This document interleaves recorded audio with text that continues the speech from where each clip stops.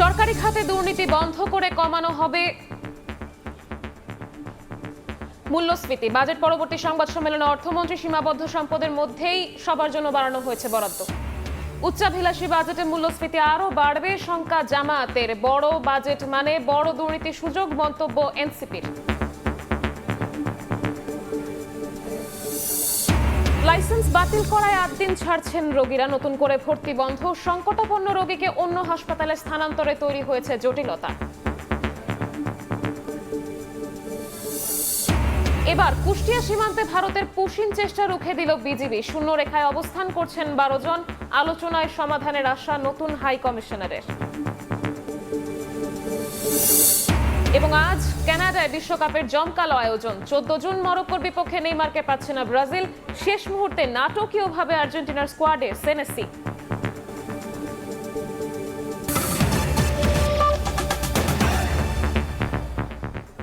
সময় সংবাদের সঙ্গে আছি আমি শবনব নিবিড়।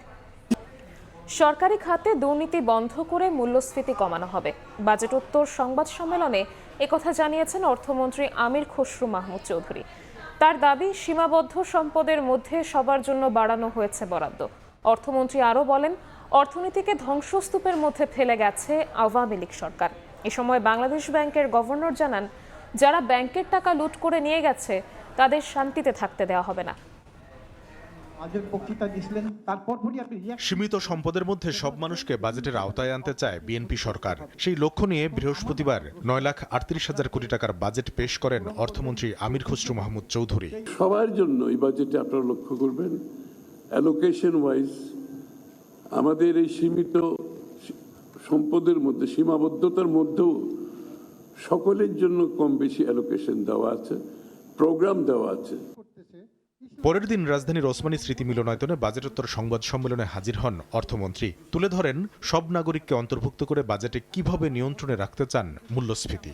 মূল্য নিয়ন্ত্রণ, বাজার নিয়ন্ত্রণ, পুলিশ দিয়ে, র্যাব দিয়ে, সরকারি লোকজন দিয়ে মূল্য কোনোদিন নিয়ন্ত্রণ হয় না।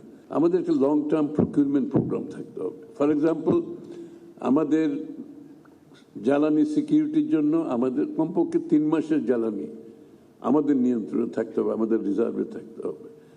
আমাদের ফুড সিকিউরিটির জন্য আমাদের কমপক্ষে এরকম একটা সময় থাকতে হবে। ফার্টিলাইজার, সব কিছুতে একটা এই জায়গাটায় যদি আমরা প্রপার প্ল্যানিং এর মাধ্যমে পে স্কেল গত 11 বছর বোধ হয়, তাই না, এরকম কিছু হবে। 11 বছর ধরে পে স্কেল হয় নাই, কিন্তু এদিকে তো ইনফ্লেশন, মূল্যস্ফীতি, কস্ট অফ লিভিং তো বেড়েছে, তাহলে সেই জায়গাটা তো আমাদেরকে অ্যাড্রেস করতেই হবে। আশা করছি এটার সাথে সাথে দুর্নীতিও কমবে স্বাভাবিকভাবে। তাদের যখন আয় বাড়বে, তাদের যখন জীবনযাত্রার মান একটু উন্নত হবে, নিশ্চয়ই দুর্নীতি কমার কথা। জানান, কর্মসংস্থান সৃষ্টিতে গুরুত্ব দেওয়া হচ্ছে, বিনিয়োগ বৃদ্ধিতে রাখা হয়নি কালো টাকা সাদা করার সুযোগ। যেহেতু বিরাট একটা ক্যাপিটাল ঘাটতি হয়ে গেছে লুটপাটের কারণে, লন্ডারিং এর কারণে, যে জন্য কস্ট অফ ফান্ড কিন্তু অনেক বেশি রয়ে গেছে। এটার প্রতিফলন কিন্তু মূল্যস্ফীতিতে পড়ছে। আর আমদানিকৃত যে পণ্যগুলো সবগুলো দাম বাড়ছে, বিশ্বে বাড়ছে, যুদ্ধের কারণে আরো বাড়ছে। সুতরাং আমরা আশা করছি যে আগামী দিনে আমরা যে রিফর্মসের কথাগুলো বলেছি, রিফর্মসের মাধ্যমে কস্ট অফ ডুইং বিজনেসটা আমরা কমানোর চেষ্টা করছি। কর্মসংস্থান তো চাহিদা ক্রিয়েট করতে হবে, কর্মসংস্থান তো এমনি হয় না। দেশে বিদেশে যেটা চাহিদা আমাকে ক্রিয়েট করতে হবে, আমাকে মিট করতে হবে।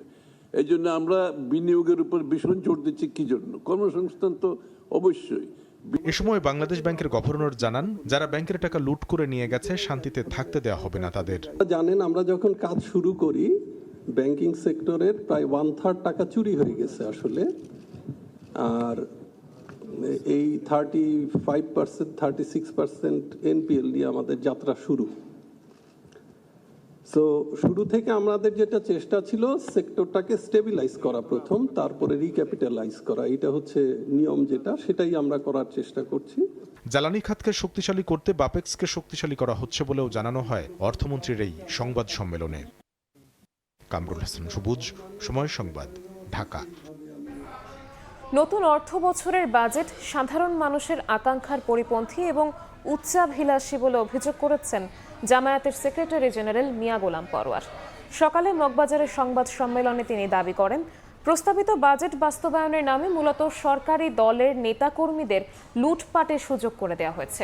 গোলাম পরওয়ার বলেন, এবারের বাজেট ব্যাংক ও বিদেশি ঋণের উপর নির্ভরশীল। এমনকি রাজস্ব আয়ের ক্ষেত্রে বাস্তবসম্মত রূপরেখা দিতে সরকার ব্যর্থ হয়েছে বলেও অভিযোগ তার।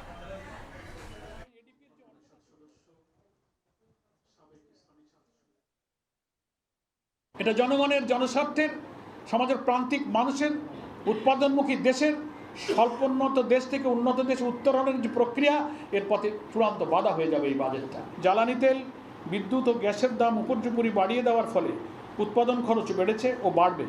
এমতাবস্থায় মুদ্রাস্ফীতির পরিমাণ কমবে না, বরং বাড়বে। এডিপির নামে দুর্নীতি ও লুটপাটের সুযোগ তৈরি করে দেওয়ার তীব্র প্রতিবাদ জানাচ্ছি আমরা। বড় বাজেট মানে বড় দুর্নীতি। বাজেটে অর্থনৈতিক সংস্কারের প্রতিফলন হয়নি বলে মন্তব্য করেছেন এনসিপির আহ্বায়ক নাহিদ ইসলাম। দুপুরে চট্টগ্রামে 11 দলীয় ঐক্যের বিভাগীয় সমাবেশে যোগ দিয়ে কথা বলেন তিনি। অর্থমন্ত্রী তার বক্তব্যে ঋণ খেলাপিদের অর্থ কিভাবে ফেরত নেওয়া হবে সে বিষয়ে কিছু বলেননি বলেও অভিযোগ করেন নাহিদ ইসলাম। সরকারের এই বাজেটটা আমরা মনে করতেছি এটা উচ্চাভিলাষী। আমরা আশা করেছিলাম যে রাজনৈতিক সংস্কারের পরবর্তীতে অর্থনৈতিক সংস্কারটা আসবে, সেই অর্থনৈতিক সংস্কারটা কিন্তু এই বাজেটের মাধ্যমে সম্ভব হবে না। বড় বাজেট মানে সেটা কিন্তু বড় দুর্নীতি করারও সুযোগ থাকে। এই যে বিভিন্ন কার্ড বলেন, খাল খনন কর্মসূচি বলেন, সরকার দলীয় এমপিরা যে বরাদ্দ পাচ্ছে যেটা বিরোধী দলীয় এমপিরা পাচ্ছে না, তারা সেটা কীভাবে খরচ করছে। অর্থাৎ কোথাও কোনো জবাবদিহিতা নাই, কোথাও কোনো স্বচ্ছতা নাই। এবং অর্থমন্ত্রীর পুরো বক্তব্যে আপনারা কিন্তু পাবেন না যে কিভাবে যে ঋণ খেলাপিদের টাকা তারা ফেরত নিবে, পাবেন না যে লুটেরা যারা গোষ্ঠী ছিল আওয়ামী আমলের সেই টাকা কিভাবে তারা আদায় করবে, তাদের বিচার কিভাবে নিশ্চিত করবে। বাজেটে বড় আকাঙ্ক্ষার প্রতিফলন হলেও বাস্তবায়নে চ্যালেঞ্জ দেখছে সিপিডি। গবেষণা প্রতিষ্ঠানটির মতে এনবিআর এর কাঠামোগত সংস্কার না হলে পূরণ হবে না রাজস্ব আহরণ লক্ষ্যমাত্রা। তবে বাস্তবায়নের ধারাবাহিক দুর্বলতা কাটিয়ে উঠতে পারলে বড় অঙ্কের বাজেট বাস্তবায়ন সম্ভব। খাদ্য ও জ্বালানি সরবরাহ নিশ্চিত করতে না পারলে মূল্যস্ফীতি কমবে না বলেও পর্যবেক্ষণ তুলে ধরে সিপিডি। নতুন অর্থবছরের জন্য প্রস্তাবিত বাজেট বিশ্লেষণ নিয়ে গবেষণা প্রতিষ্ঠান সেন্টার ফর পলিসি ডায়ালগ সিপিডির সংবাদ সম্মেলন। তারা বিভিন্ন শুল্ক হার জানানো হয়, সক্ষমতার অভাব দূর করতে পারলে বড় আকারের বাজেট বাস্তবায়ন অসম্ভব নয়। তবে রাজস্ব আদায়ের লক্ষ্য পূরণে প্রয়োজন এনবিআর এর কাঠামোগত সংস্কার।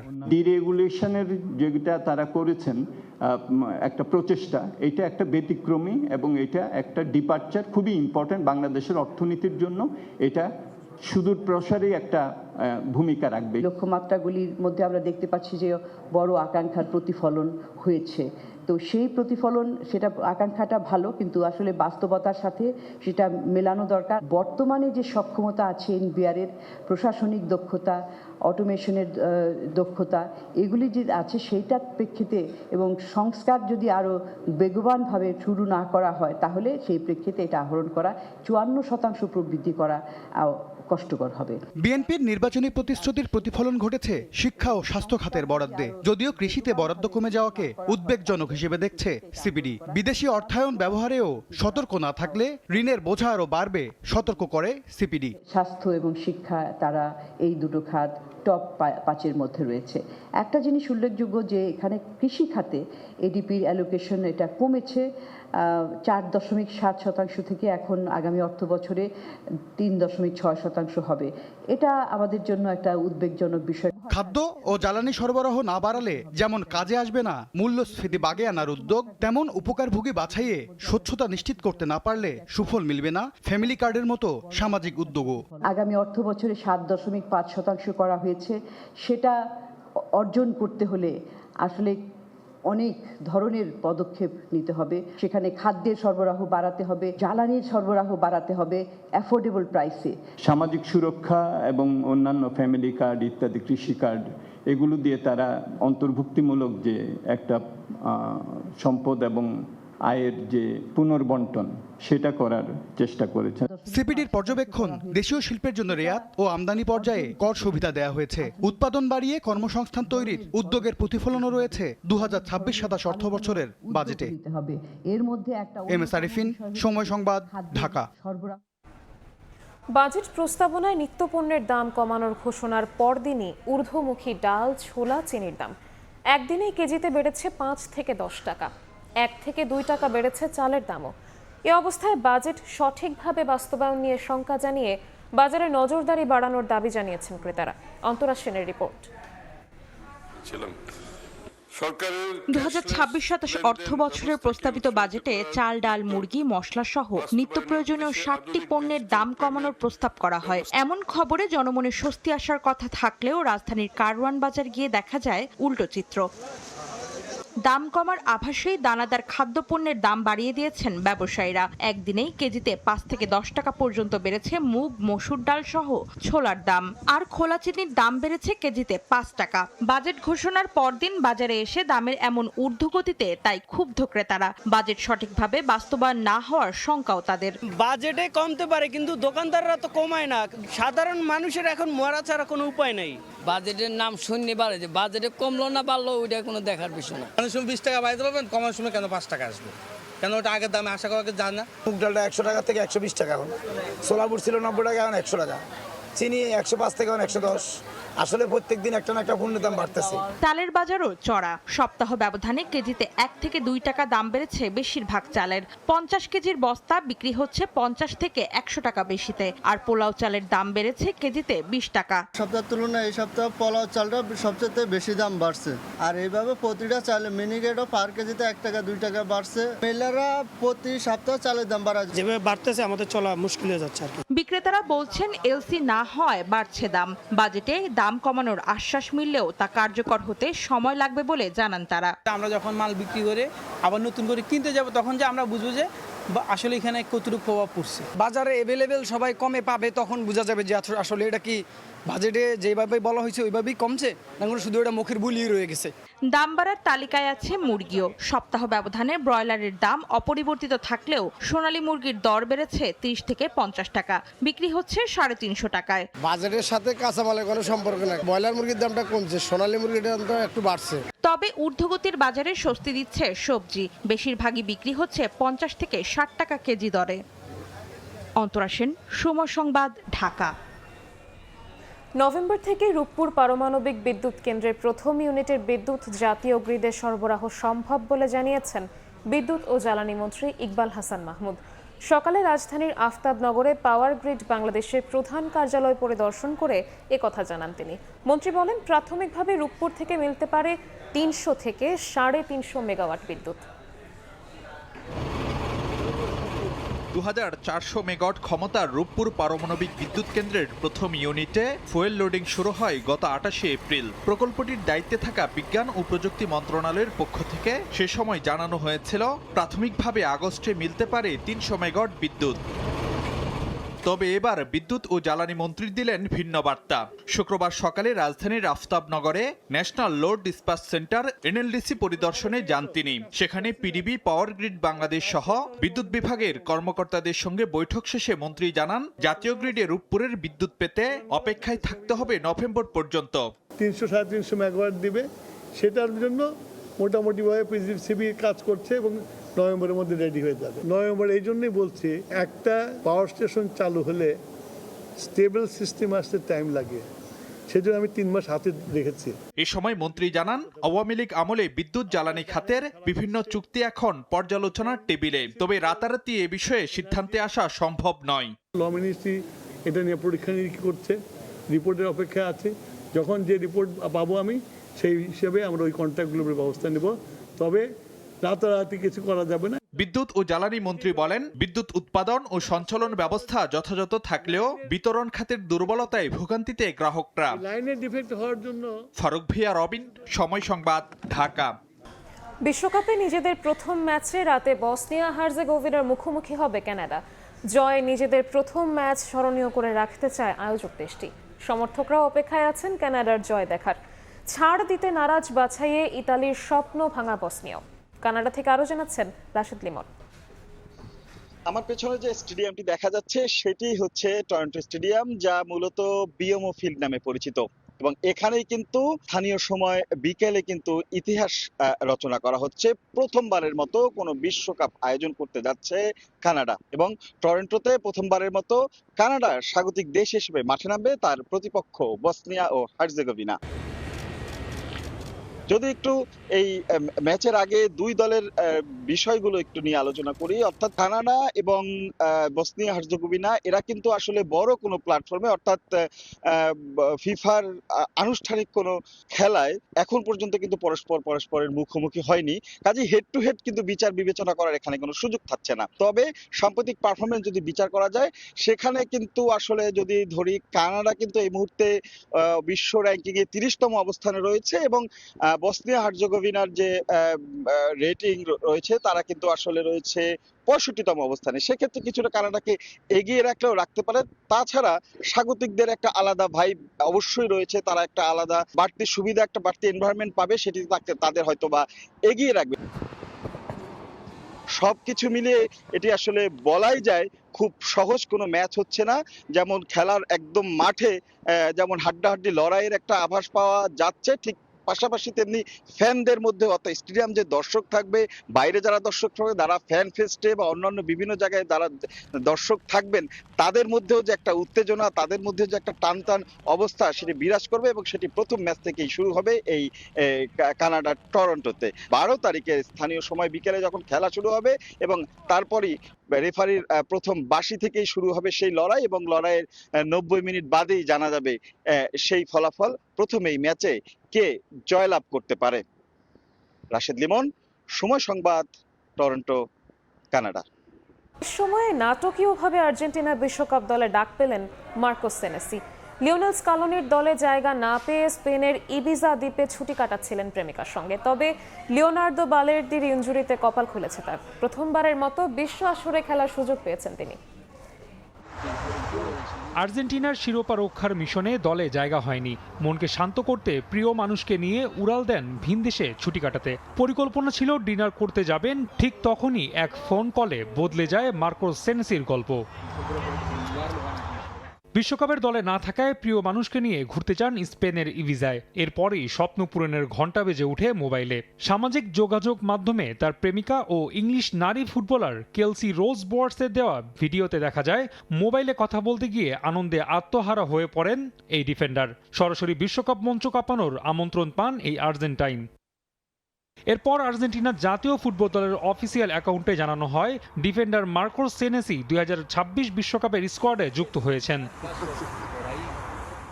আর্জেন্টিনা ঘোষিত স্কোয়াডের বেশ কয়েকজন লড়ছিলেন ইনজুরির সঙ্গে। সেখান থেকে কপাল পুড়ে ডিফেন্ডার বালের্দির। তার বদলি হিসেবে এগিয়েছিলেন গিদো রদ্রিগেজ ও এমিলিয়ানো বুয়েন্দিয়া। তবে ডিফেন্ডার না হওয়ায় সুযোগ মেলেনি তাদের। সদ্য শেষ হওয়া মৌসুমে প্রিমিয়ার লিগে বর্ণমাহুতের হয়ে দারুণ মৌসুম কাটিয়েছেন সেনেসি। তার দল জায়গা করে নিয়েছে ইউরোপা লিগে। দলটির সাফল্যের পেছনে বড় অবদানই রেখেছেন তিনি। 39টি ম্যাচে করেছেন 5টি অ্যাসিস্ট। সম্প্রতি যোগ দিয়েছেন টটেনহামে। এদিকে ইনজুরি শঙ্কায় আছেন নিকোলাস গঞ্জালেস ও তাগলিয়াফিকো। পেশির ইনজুরিতে অস্বস্তি থাকায় দুজনই অনুশীলন করেছেন আলাদাভাবে। কোচ লিওনেল স্কলোনির আশা দ্রুতই সুস্থ হয়ে উঠবেন এই দুই ফুটবলার। রাফি আমিন, সময় সংবাদ। সময় সংবাদে আরও থাকছে। ইরান যুক্তরাষ্ট্র চুক্তি নিয়ে ধোঁয়াশা। হামলার হুমকি নিয়ে সুরবদল ট্রাম্পের, আলোচনায় অগ্রগতির দাবি। এখনো হয়নি চূড়ান্ত সমঝোতা, বলছে তেহরান।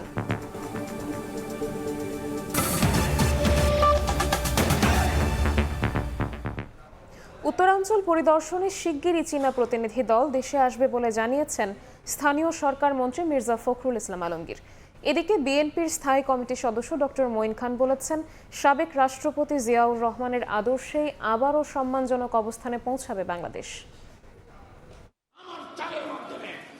শহীদ রাষ্ট্রপতি জিয়াউর রহমানের শাহাদাত বার্ষিকী উপলক্ষে জাতীয় প্রেস ক্লাবে মৎস্যজীবী দলের আলোচনা সভা। প্রধান অতিথির বক্তব্যে বিএনপির স্থায়ী কমিটির সদস্য ডক্টর মঈন খান বলেন, শহীদ জিয়ার আদর্শ ধারণ করেই দেশকে এগিয়ে নিয়ে যাবেন প্রধানমন্ত্রী তারেক রহমান। আপনারা সেই ইতিহাস করে জানুন, তার সম্পূর্ণ জীবনে তিনি কি করেছেন, কি অর্জন করেছেন, সেগুলো আপনারা জানতে চেষ্টা করুন এবং আমাদের যা প্রত্যেকের নিজেদের জীবনে আমরা যেন সেগুলো প্রতিফলিত করি। বাংলাদেশকে যেন আজকে আমরা জনাব তারেক রহমানের নেতৃত্বে পুনরায় সেই বিশ্বের বুকে সম্মানজনক উচ্চতায় নিয়ে যেতে। টাঙ্গাইলে জরাজীর্ণ ভাসানী হল পরিদর্শন শেষে মৎস্য ও প্রাণী সম্পদ প্রতিমন্ত্রী সুলতান সালাউদ্দিন টুকু বলেন, ঐতিহাসিক প্রেক্ষাপটে মাওলানা ভাসানীর মতো গুরুত্বপূর্ণ নেতা স্মৃতি রক্ষায় উদ্যোগ নেওয়া হবে। মাওলানা ভাসানী বাংলাদেশের একজন ঐতিহাসিক প্রেক্ষাপটে উনি নেতৃত্ব দিয়েছেন এই দেশের, তার স্মৃতি বিজড়িত এই মিলনায়তন, এটিকে রক্ষণাবেক্ষণ করার দায়িত্ব আমাদের। ঠাকুরগাঁওয়ে শিক্ষা উপকরণ বিতরণ অনুষ্ঠানে স্থানীয় সরকার মন্ত্রী মির্জা ফখরুল ইসলাম আলমগীর বলেন, শিল্প কারখানা গড়ে তোলার লক্ষ্যে শিগগিরই চীনা প্রতিনিধিরা উত্তরাঞ্চল পরিদর্শন করবে। বাংলাদেশ চীন মৈত্রী এটা আরো দীর্ঘজীবী হোক, এখানে চীনা প্রতিনিধিদের পাঠাবেন যারা এই অঞ্চলে শিল্প কারখানা তৈরি করার উদ্যোগ গ্রহণ করবে আমাদের ব্যবসায়ীদের সঙ্গে। শিক্ষকদের ভালোভাবে দায়িত্ব পালন করে নতুন প্রজন্মকে গড়ে তোলার আহ্বানও জানান স্থানীয় সরকার মন্ত্রী। তারা বড় হয়ে দেশের জন্য কাজ করতে পারে। ওয়ালিউল সাকিব, সময় সংবাদ, ঢাকা। অ্যালটেক অ্যালুমিনিয়াম, গড়ে উঠছে আগামী শহর। লাইসেন্স বাতিলের পর মগবাজারের আদ্দিন হাসপাতাল ছেড়ে যাচ্ছেন রোগীরা। এরই মধ্যে হাসপাতাল ছেড়েছেন 1.5 শতাধিক রোগী। এর মধ্যে প্রায় অর্ধ শতাধিক রোগী আইসিইউ, এনআইসিইউ, এইচডিইউ ও সিসিইউ এর মতো বিভিন্ন ক্রিটিক্যাল ইউনিটে চিকিৎসা নিচ্ছেন। রোগীদের স্থানান্তরে সব ধরনের সহযোগিতার কথা জানিয়েছে হাসপাতাল কর্তৃপক্ষ। লাইসেন্স বাতিলের বিরুদ্ধে আপিল করা হবে বলেও জানান আদ্দিনের পরিচালক। দায়িত্ব অবহেলার কারণে 6 শিশুর মৃত্যুর ঘটনায় বৃহস্পতিবার আদ্দিন হাসপাতালের লাইসেন্স বাতিল করে স্বাস্থ্য অধিদপ্তর। চিকিৎসাধীন রোগীদের অন্য হাসপাতালে সরিয়ে নিতে 24 ঘন্টা সময় বেঁধে দেওয়া হয়। হাসপাতাল সূত্রে জানা যায়, এরই মধ্যে হাসপাতাল ছেড়েছেন 1.5 শতাধিক রোগী। চিকিৎসাধীন রয়েছেন প্রায় 250 জন। অর্ধ শতাধিক রোগী আইসিইউ, এনআইসিইউ, এইচডিইউ সহ হাসপাতালটির বিভিন্ন ইউনিটে ভর্তি আছেন। তাদের অন্যত্র সরিয়ে নেওয়ার ক্ষেত্রে শারীরিক অবস্থার অবনতি সহ নানা জটিলতা সৃষ্টির শঙ্কা করছেন স্বজনরা। কারো 14 দিনের অ্যান্টিবায়োটিকের ডোজ আছে, কারো 7 দিনের আছে, কারো 10 দিনের আছে, আর বাচ্চাদের যারা লাইফ সাপোর্টে আছে, এদের দায়ভার এখন এই মুহূর্তে কে নেবে? হঠাৎ করে বেবিটাকে কিভাবে নেব? ওর অক্সিজেন লাগানো, মানে খুব অবস্থা খারাপ। যে রোগীগুলো এখানে আসছে তাদের আগে সেবা বিদায় করাবো, দেন পরে বন্ধের ঘোষণা করে সবচেয়ে ভালো হয়। জটিল রোগীদের অন্য হাসপাতালে সরিয়ে নেওয়ার ক্ষেত্রে পর্যাপ্ত বেড না থাকার অভিযোগ করেন কেউ কেউ। এক্ষেত্রে স্বাস্থ্য অধিদপ্তরের হস্তক্ষেপ চান তারা। আমের জন্য আসছি আমরা, অন্য কোনো হসপিটালে কোনো জায়গায় খালি নাই, তাহলে আমরা কোথায় যাব বাচ্চাগুলো নিয়ে? এতগুলো বাচ্চা কে কোথায় যাবে, মানে সবাই আতঙ্কে আছে। রোগীদের অন্য হাসপাতালে স্থানান্তরে সব ধরনের সহযোগিতার কথা জানিয়েছে হাসপাতাল কর্তৃপক্ষ। আগামী 3 মাসের মধ্যে আমরা উক্ত ওয়ার্ডের সকল সংস্কার কার্যক্রম সম্পন্ন করব। রোগীদের স্থানান্তরিত করতে বলা হয়েছে, রোগীদের যেন কোনো প্রকার ক্ষতি না হয় সে বিষয়ে আমরা খেয়াল রাখছি। গভর্নমেন্টের প্রতি আমরা সবসময় শ্রদ্ধাশীল, গভর্নমেন্ট আমাদেরকে যেভাবে বলে সেভাবে আমরা কাজ করব। লাইসেন্স বাতিলের সিদ্ধান্তের বিরুদ্ধে আপিল করবে আদ্দিন হাসপাতাল। গত 27 মে আদ্দিন হাসপাতালে চিকিৎসাধীন 6 শিশুর মৃত্যু হয়। এ ঘটনায় স্বাস্থ্য মন্ত্রণালয়ের তদন্ত কমিটি হাসপাতাল কর্তৃপক্ষের অবহেলার প্রমাণ পায়। দিন মোহাম্মদ সাব্বির, সময় সংবাদ, ঢাকা। এবার কুষ্টিয়া সীমান্তে পুশিন চেষ্টা রুখে দিল বিজিবি। শূন্যরেখায় অবস্থান করছেন পুশিন চেষ্টায় আনা 12 জন নারী পুরুষ। দেশের সীমান্তগুলোয় পুশিন রুখতে বিজিবির সঙ্গে সতর্ক পাহারায় স্থানীয়রাও। এদিকে পুশিন ইস্যুতে আলোচনার মাধ্যমে সমাধানের আশা প্রকাশ করেন বাংলাদেশে নবনিযুক্ত ভারতীয় হাইকমিশনার দীনেশ ত্রিবেদী।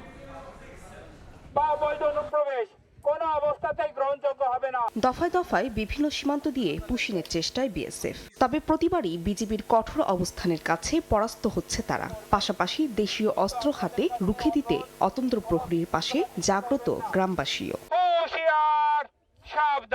বিজিবি জানায়, শুক্রবার ভোরে কুষ্টিয়ার প্রাকপুর সীমান্ত দিয়ে 13 জনকে অবৈধভাবে বাংলাদেশে ঠেলে পাঠানোর চেষ্টা করে বিএসএফ। কঠোরভাবে তা প্রতিহত করে বিজিবি ও স্থানীয়রা। পুশিন চেষ্টা করা ব্যক্তিদের মধ্যে 5 জন পুরুষ, 4 জন নারী এবং 4 শিশু বর্তমানে শূন্যরেখায় অবস্থান করছেন। বাকি 1 জন ভারতে পালিয়ে গেছেন। নদীর এপারে পার করতে যায়, তখন আমরা বিজিবি যাই অ্যাটাক করে যে নদীর এপারে আসা যাবে না, তখন ওরা ব্যাক হয়ে ইন্ডিয়ার 150 গজ ভিতরেই রাখে। দেশের স্বার্থে আমরা বিজিবির সাথে প্রায় 15 দিন 24 ঘন্টা আমরা এখানে ডিউটি দিয়ে টহল করি। দায়িত্ব নিয়ে বাংলাদেশে পৌঁছে বেনাপোল সীমান্তে পুশিন ইস্যুতে প্রশ্নের মুখোমুখি হন বাংলাদেশের নবনিযুক্ত ভারতীয় হাইকমিশনার দীনেশ ত্রিবেদী। এ সময় আলোচনার মাধ্যমে সমাধানের আশা প্রকাশ করেন তিনি। একই আকাশ, একই বাতাস, একই যন্ত্রণা, তাহলে আমরা মিলে মিশে ভিসার সব বললে আমার সব মাথায় আসে। এর জন্য আমার যা দায়িত্ব আছে আমি নিশ্চয়ই পালন করব। দেশের 23 জেলার সীমান্তে পুশিন ঠেকাতে নিরাপত্তা ও টহল জোরদার করেছে বিজিবি। ফাহরিয়া ফারজানা, সময় সংবাদ। খুলনায় গাজী রফিক ওরফে ঢাকাইয়া রফিক নামে বিএনপি কর্মীকে গুলি করে হত্যা করেছে দুর্বৃত্তরা। দুপুর 12:30টার দিকে লবণচড়ার 10 গেট এলাকায় এ ঘটনা ঘটে। স্থানীয়রা জানান, বাড়ির পেছনের একটি ফাঁকা জায়গায় বসেছিলেন রফিক। এ সময় কয়েকজন সশস্ত্র দুর্বৃত্ত তাকে লক্ষ্য করে গুলি ছুড়ে পালিয়ে যায়। গুরুতর আহত অবস্থায় রফিককে উদ্ধার করে খুলনা মেডিকেলে নিয়ে গেলে মৃত ঘোষণা করেন চিকিৎসক। পুলিশ বলছে, জড়িতদের আইনের আওতায় আনতে মাঠে নেমেছেন তারা। নিহত রফিক বটিয়াঘাটা ইউনিয়ন বিএনপির সদস্য ছিলেন।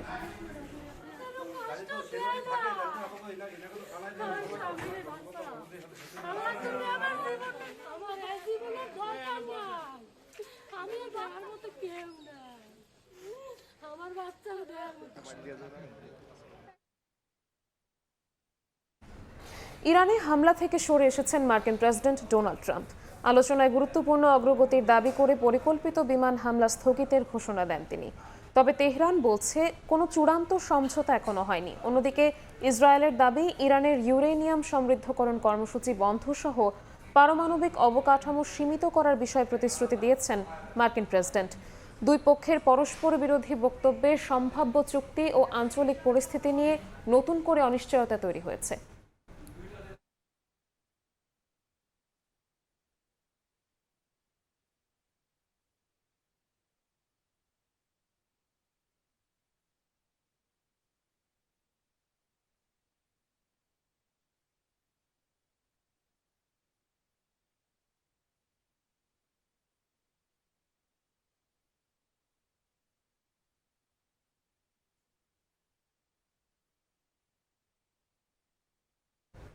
এ পর্যায়ে শীর্ষ সংবাদগুলো জানিয়ে দিচ্ছি আরও একবার।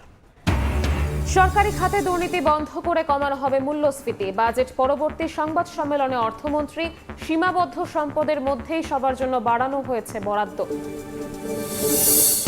উচ্চাভিলাষী বাজেটে মূল্যস্ফীতি আরও বাড়বে শঙ্কা জামায়াতের। বড় বাজেট মানে বড় দুর্নীতির সুযোগ, মন্তব্য এনসিপির।